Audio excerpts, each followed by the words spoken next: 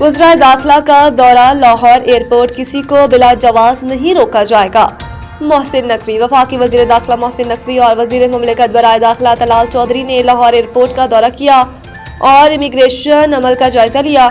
मोहसिन नकवी और Talal Chaudhary immigration counters पर गए और बैरून ममालिक जाने वाले मुसाफिरों के इमिग्रेशन प्रोसेस का जायजा लिया। बैरून ममालिक जाने वाले मुसाफिरों से मिले और इमिग्रेशन के अमल के बारे में पूछा।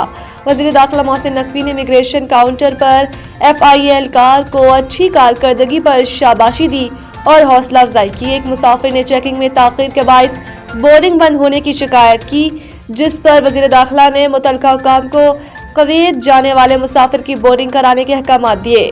इस मौके पर मुसाफिरों ने वज़ीर दाखिला को बताया कि चंद मिनट में इमिग्रेशन का अमल मुकम्मल हो रहा है।